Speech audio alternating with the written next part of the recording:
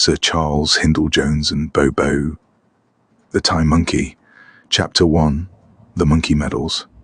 It was a rare and peaceful evening at Hindle Manor. Sir Charles Hindle-Jones reclined in his high-backed leather chair, a well-earned glass of brandy in one hand and a half-smoked cigar in the other. Bobo, his small but highly intelligent monkey companion, sat on the polished oak desk, picking at a plate of biscuits while eyeing the glowing shard of the time crystal of Mu, which lay atop an old map of the world.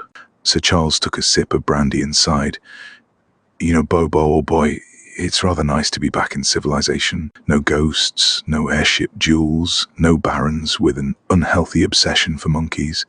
Just peace, quiet, and a fine brandy." Bobo grunted, stuffing a biscuit into his mouth, but his eyes remained fixed on the crystal. It pulsed faintly, as though alive with dormant power. "Of course," Sir Charles continued, stretching his legs, "it is rather a shame that the thing we went through all that trouble for turned out to be an utterly useless souvenir." He gestured at the crystal dismissively. "If it still had any magic in it, we'd be, well, who knows where." Bobo's ears twitched. His little fingers ran over the smooth surface of the crystal shard, his tail flicking as though sensing something. Slowly, curiously, he tapped it. A low hum filled the room. Sir Charles, ever oblivious, continued, "What we need is a quiet holiday, perhaps the Riviera." The crystal glowed brighter, vibrating beneath Bobo's touch. Bobo's eyes widened. He gave it another firmer tap. The room lurched.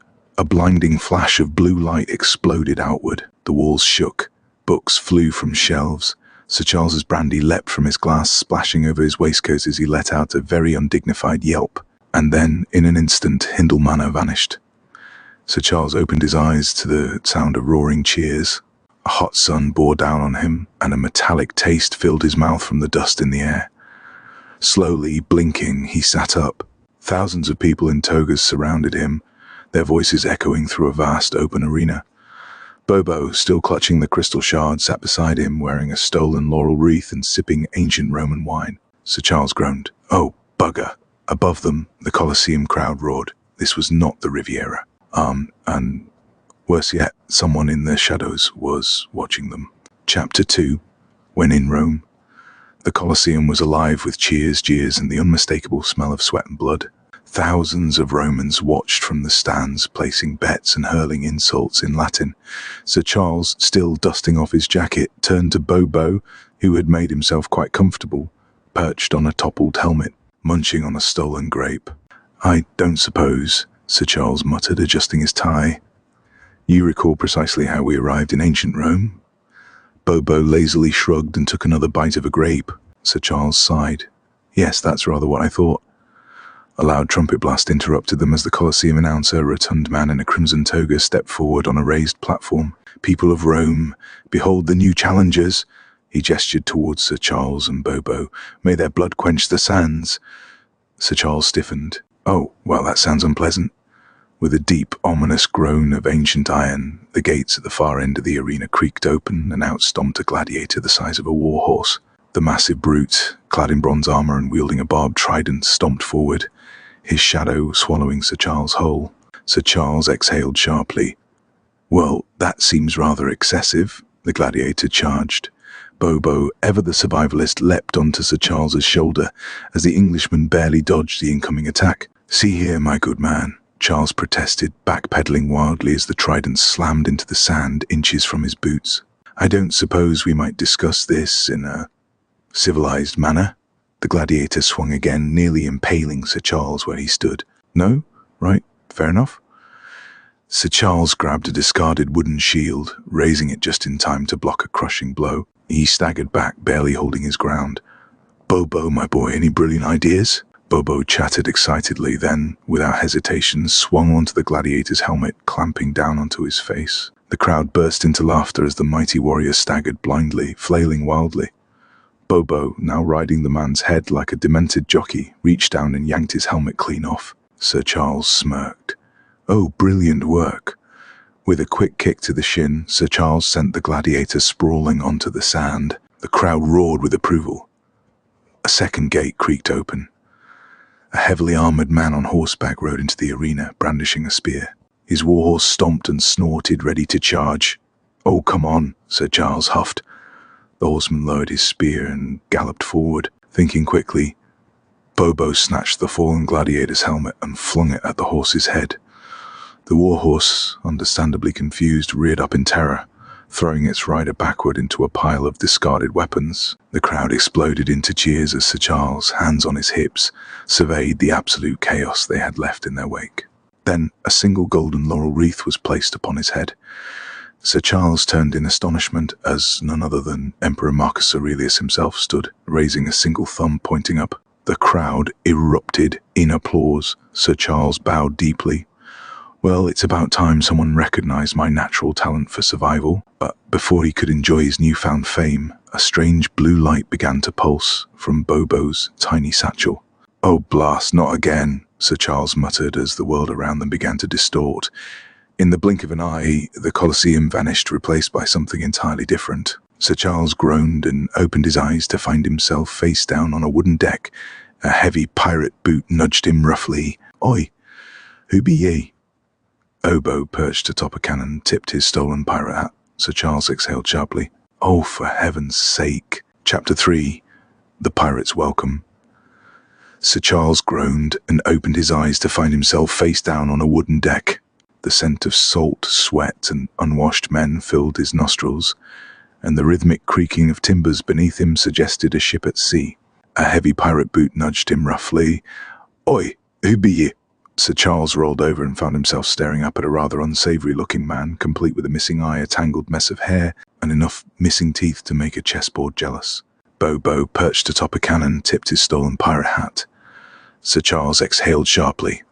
"Oh, for heaven's sake. Pirates, just what I needed." The pirate frowned, looking at Bobo, then back at Sir Charles. "Ye be a fancy-looking git, ain't ye? And what's this air creature? A demon? A cursed imp?" Bobo hissed dramatically, showing his teeth. The pirate took a step back. "Blimey, he's got the devil in him." Sir Charles adjusted his jacket, sitting up. "Oh, do calm yourself. He's just a monkey.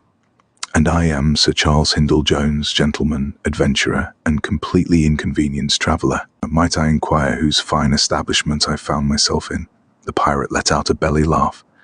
"Ye be aboard the Bloody Vengeance, the fiercest ship to sail these waters." He leaned down. "And you're in for a world of trouble, ye are." Sir Charles sighed, dusting himself off as two more unsavoury crewmen hauled him to his feet. "Yes, well, I can't say I'm surprised. This sort of thing happens far too often." Bobo hopped down from the cannon, grabbing a cutlass from a nearby rack and dramatically brandishing it. The crew stared in stunned silence.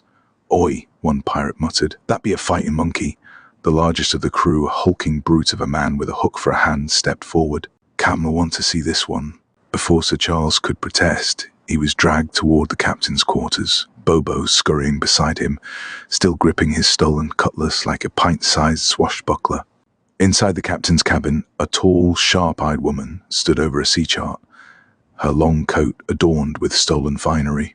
Her black tricorn hat rested at a cocky angle, and her hand rested on the hilt of a jewel-encrusted saber. Sir Charles blinked. "A lady pirate? How refreshing." She turned, raising an eyebrow. "And you are?" Sir Charles gave a dramatic bow. "Sir Charles Hindle-Jones, at your service. This is Bobo. I believe there's been a bit of a misunderstanding." The captain smirked. "Aye, misunderstanding be that ye think ye have a say in what happens next." She leaned forward. "I be Captain Isabella Graves, and ye be nothing but a prisoner aboard my ship." Sir Charles sighed. "Yes, well, let's not rush to judgment, Perhaps I could throw him in the hold," Graves ordered. "We'll decide if he's worth keeping later." Bobo let out an indignant screech, raising his cutlass as if to duel. Captain Graves let out a laugh. "Oh, I like the monkey. Keep him up here." Might be entertaining. Sir Charles, meanwhile, was hauled below deck, stumped into the dark hold with a scent of mould, salt, and despair. He dusted himself off, muttering, "Well, I suppose I should have expected that."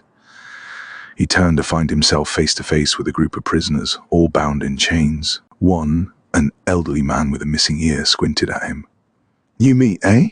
Sir Charles straightened his jacket. "Oh, don't worry, my good fellow. I shan't be staying long. Above deck, Bobo raised his tiny sword once more, preparing for one of his greatest performances yet. Chapter 4. Bobo, the Buccaneer. Sir Charles sat in the dimly lit hold of the Bloody Vengeance, idly tapping his fingers against a wooden barrel as he surveyed his surroundings. The stench of damp wood, unwashed bodies and rotting provisions filled the air.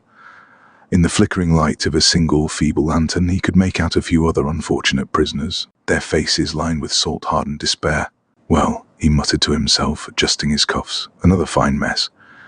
Above deck, a rather different story was unfolding. Bobo, still in possession of his stolen cutlass, had become something of a sensation among the pirates.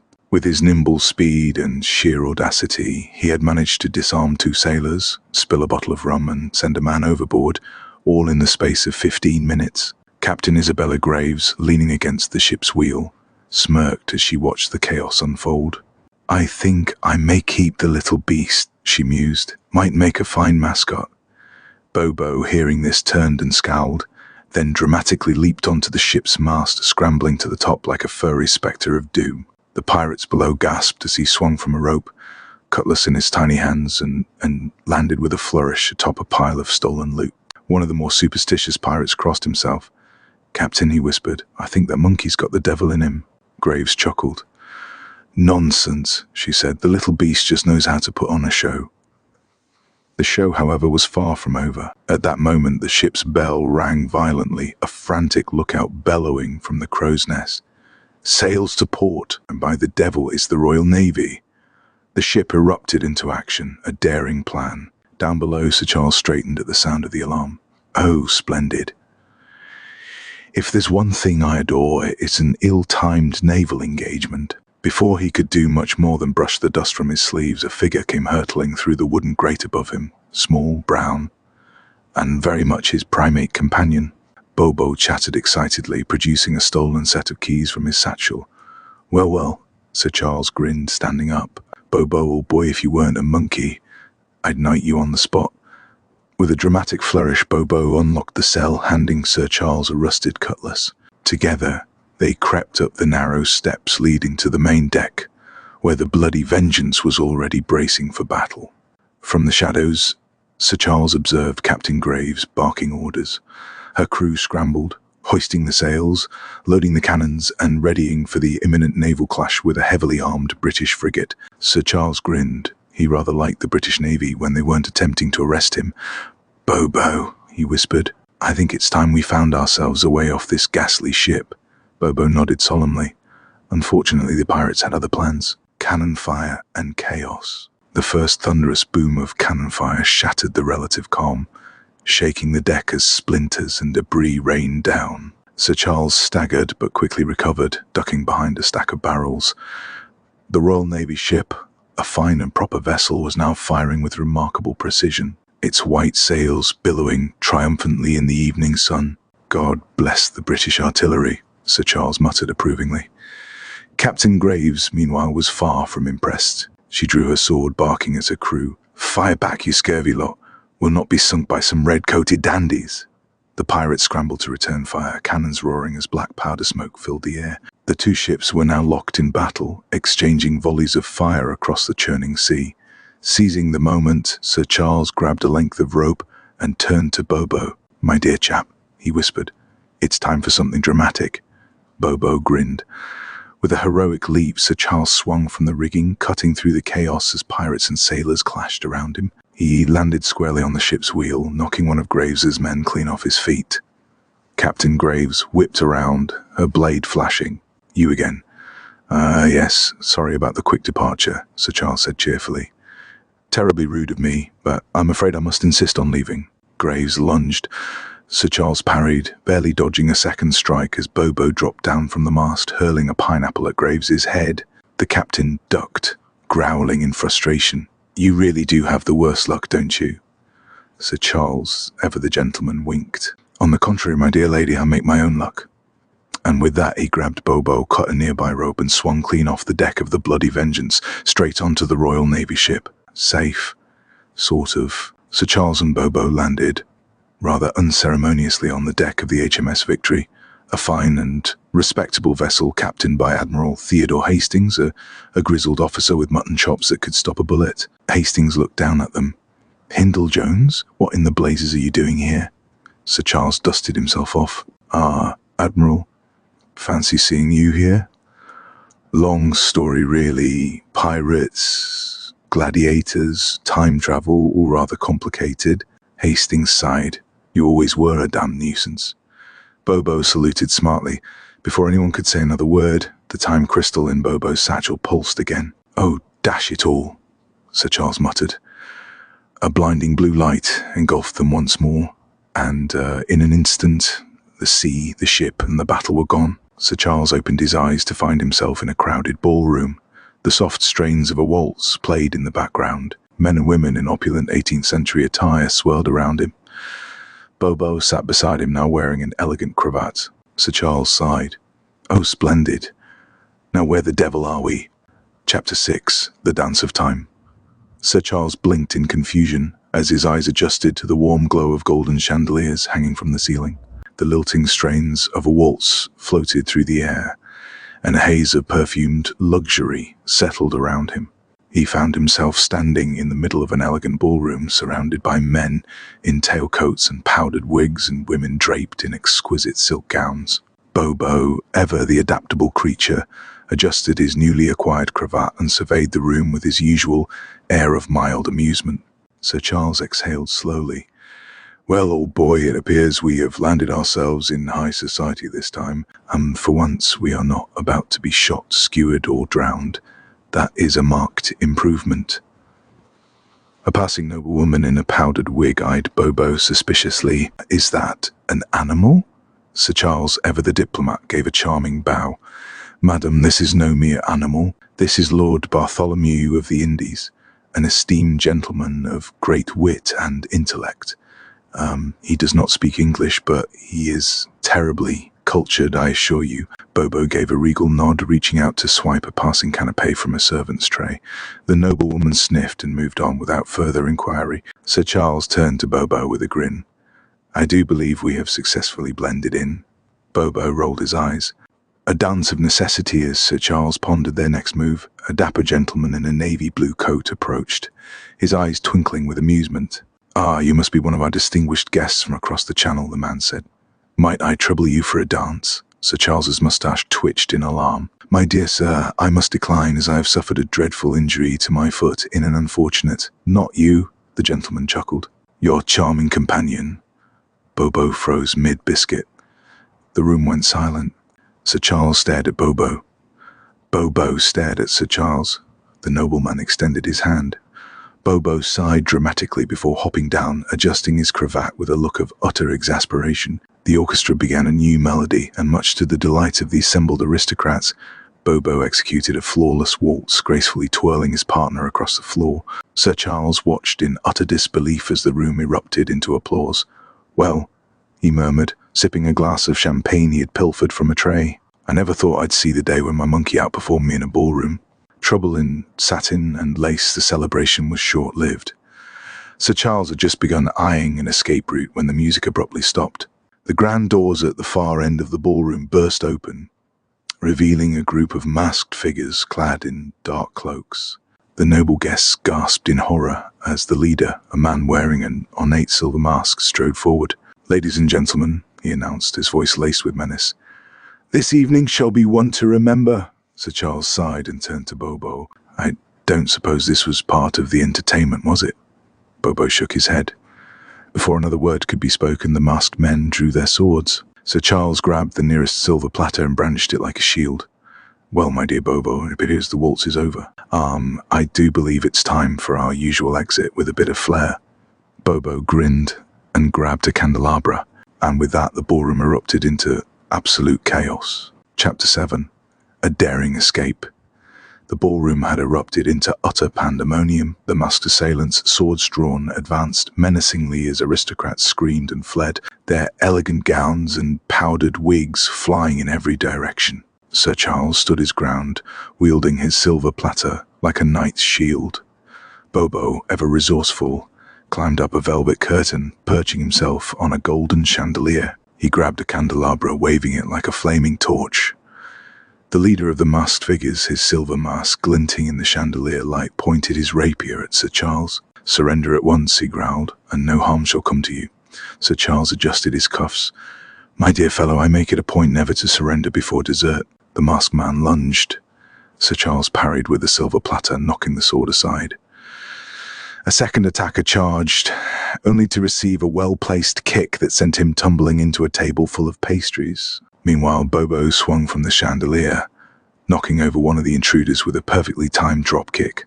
He let out an excited chatter, waving his candelabra triumphantly. "Excellent form, old boy," Sir Charles called out as he dodged another swing. The room was now in total disarray.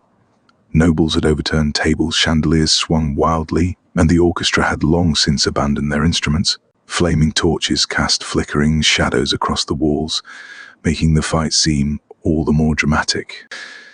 Sir Charles grabbed a discarded rapier from the floor and engaged in a dazzling duel with two of the masked men. Sparks flew as their blades clashed, but Sir Charles, ever the opportunist, suddenly kicked a champagne bucket across the floor, sending his foes slipping helplessly onto their backs. Bobo, meanwhile, grabbed a tray of hors d'oeuvres and hurled it like a frisbee, knocking another masked figure clean off his feet. The leader, now fuming with rage, drew a pistol from his coat and aimed it at Sir Charles. "You've made a grave mistake," he snarled. Sir Charles, without missing a beat, called out, "Bobo, now!" Bobo leapt from the chandelier, knocking the pistol from the masked man's hand and landing gracefully atop his head. The man staggered wildly, trying to shake off the monkey, now pulling his wig down over his eyes. Seizing the moment, Sir Charles grabbed Bobo and dashed toward the nearest set of tall windows overlooking the gardens. "My dear guests," he called over his shoulder, "I bid you all a very fond farewell." And with that, he smashed through the window, sending a rain of glass shards glittering through the air. The two plummeted 3 stories down and landed directly into a massive hedge. Sir Charles groaned, brushing leaves from his coat. "Well, that was rather undignified." Bobo chattered in agreement, shaking twigs from his fur. From above, the leader of the masked figures leaned out the broken window, his silver mask now slightly askew. "Find them. They cannot have gone far." Sir Charles dusted himself off and turned to Bobo. "Right then, old boy, time to disappear." They dashed into the moonlit gardens, vanishing into the maze of hedges as the sounds of their pursuers faded behind them. Chapter 8. Worship and Woe in the Stone Age. Sir Charles and Bobo sprinted through the moonlit hedge maze, the cries of their masked pursuers growing closer. The towering hedges offered no escape, and with every turn, it seemed their fate was all but sealed. "Bobo, old boy, I do believe we've outdone ourselves this time," Sir Charles gasped, glancing over his shoulder. "I'd very much like to not be skewered before breakfast." Bobo, ever the problem solver, reached into his small satchel and clutched the time crystal of Mu. The tiny shard pulsed brilliant blue, casting eerie shadows across the hedges. "Oh, splendid," Sir Charles muttered. "Yes, let's just fling ourselves into the unknown again, shall we?" Bobo smacked the crystal against the ground. A blinding flash engulfed them. The last thing Sir Charles heard before losing consciousness was the baffled shouting of the masked men, cut off mid-sentence. When Sir Charles awoke, he immediately became aware of 2 things. The air smelled strongly of smoke, roasted meat, and something vaguely prehistoric. He was surrounded by large, hairy individuals wielding spears. Sir Charles groaned. "Oh, what fresh madness is this?" He sat up, rubbing his head, and took in the sight before him. They were in what appeared to be an ancient tribal village, encircled by thatched huts and a large communal fire pit. Gigantic, woolly mammoth bones decorated the area, towering like crude monuments. And then he saw Bobo. The tribespeople were kneeling before him. Bobo, the ever-intelligent monkey, was perched atop a massive rock, adorned with a makeshift feathered headdress, and looking thoroughly pleased with himself. The villagers murmured reverently, bowing low as they offered him fruits, flowers, and carved totems. Sir Charles frowned. "Well, that's hardly fair." A burly fur-clad figure stepped forward and thumped his chest. "Bobo, God, Bobo brings fire." The crowd erupted in cheers. Bobo chittered excitedly, accepting a freshly cooked haunch of meat with regal poise. Sir Charles, meanwhile, found himself being unceremoniously pushed aside by several villagers who grunted disapprovingly at him. One of them, a squat fellow with a thick unibrow, pointed and spoke in broken words. "Bobo smart, you not smart." Sir Charles scowled. "Well, that's rather insulting." A group of children surrounded him, poking his coat and laughing. One of them placed a crude stone helmet on his head, then proceeded to knock it off, much to everyone's amusement. Sir Charles sighed. "Oh, splendid. Bobo is a deity and I'm the village idiot. Marvellous, just marvellous. Divine intervention or monkey mischief." As the day passed, it became abundantly clear that Bobo had fully embraced his divine status. He was given the finest pelts, a throne of bones, and an entire army of spear-wielding warriors at his disposal. Sir Charles, on the other hand, was tasked with fetching water and serving food at the feasting pit. "This is positively humiliating," he muttered, hauling a crude bucket toward the fire pit. "A man of my standing reduced to errand boy for a monkey." Bobo, lounging in the chieftain's seat, waved lazily, chewing on a roasted fruit. Sir Charles gritted his teeth. "Oh, don't look so smug. Disaster strikes." Just as Sir Charles was contemplating smuggling the time crystal and making a swift escape, a deep rumbling noise shook the village. The ground trembled, sending villagers stumbling backward in alarm. From the dense jungle a shadow loomed, something massive, something primordial. A giant scaly beast emerged from the trees, its razor-sharp teeth glinting in the firelight. A Tyrannosaurus Rex. Sir Charles turned to Bobo. "I don't suppose, in your newfound role as divine overlord, you have a plan for this?" Bobo gulped. The villagers dropped to their knees, trembling in terror. "Big Death God comes, Big Death God angry," the chief wailed. The massive beast roared, shaking the trees, its beady yellow eyes fixed on Sir Charles and Bobo. "Well," Sir Charles sighed, "that seems rather unfortunate." Bobo scrambled desperately for the time crystal, but before he could grab it, the T-Rex charged. Sir Charles grabbed Bobo and dove out of the way just as massive jaws snapped shut where they'd been standing. "You know, Bobo," he panted, "if ever there were a time to leave, I'd say this is it." Bobo, clutching the time crystal, slammed it against the ground once more. Another blinding flash of light engulfed them, and the jungle, the T-Rex, and the prehistoric village vanished into oblivion. When Sir Charles regained consciousness, he found himself lying on stone pavement, the sound of galloping horses and shouting voices echoing around him. Bobo landed beside him, shaking off the dizziness. Sir Charles looked up. Towering before him, rising into the sky, was a gleaming golden pyramid. Bobo scratched his head. Sir Charles sighed. "Oh, splendid. Where the devil are we now?" Chapter 9. A world turned upside down. With a final blinding flash of blue light, Sir Charles and Bobo crashed onto the familiar wooden floors of Hindle Manor's grand study. For a long moment, neither of them moved. Sir Charles, sprawled across his Persian rug, groaned deeply. "Bobo, old chap, I do believe we are home." He exhaled sharply, staring at the towering bookshelves and the grand fireplace. And for once, no pirates, no gladiators, no giant man-eating lizards. He sighed in relief. What bliss! Bobo leapt onto his desk, inspecting his collection of cigars and the half-empty decanter of brandy. Sir Charles heaved himself up and dusted off his jacket.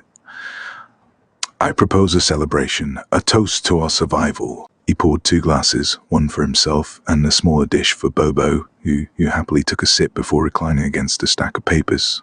"Yes, this is rather nice," Sir Charles mused.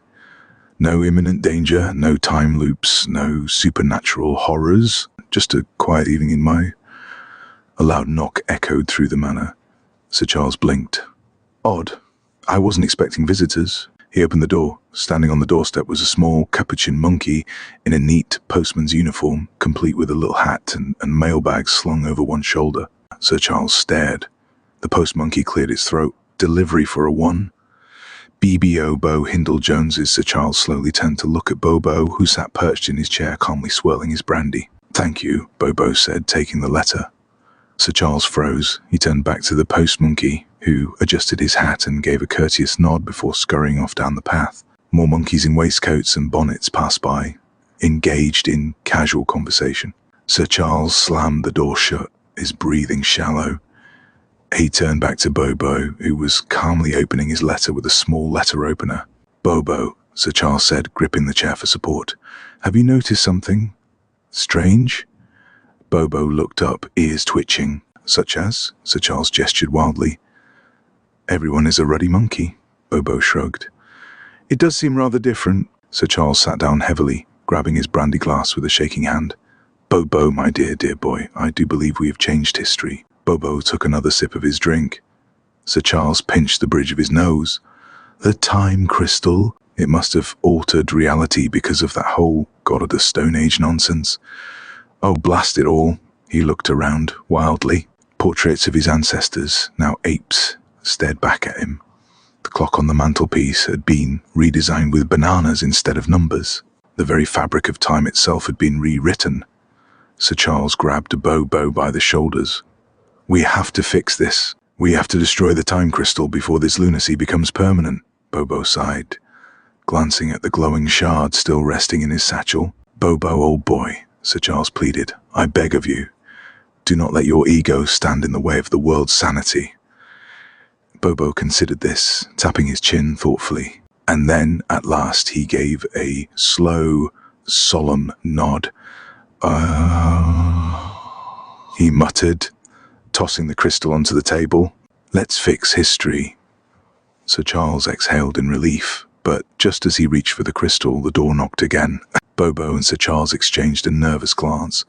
Oh, what now? Sir Charles groaned, and with great reluctance he went to open the door once more. Chapter 10, The End of the Time Crystal. Sir Charles stared at the door, heart pounding. Another knock echoed through Hindle Manor, this time accompanied by an unfamiliar voice. Telegram for Lord Bobo. Sir Charles turned to Bobo with a look of sheer horror and desperation. This has gone too far. We are not living in a world where telegrams are addressed to monkeys. Bobo adjusted his cravat, still looking frustratingly calm. Perhaps it's an important message. Sir Charles threw his arms in the air. It's a monkey-run world, Bobo. Look around. We have 8 butlers, orangutan barristers, and chimps running the post office. This is madness. Bobo sighed. Fine, let's fix it.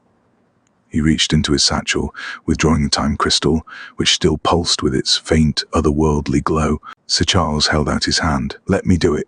Bobo hesitated, then placed the crystal in Sir Charles' palm. The air in the room seemed to hum with energy as he raised it high above his head.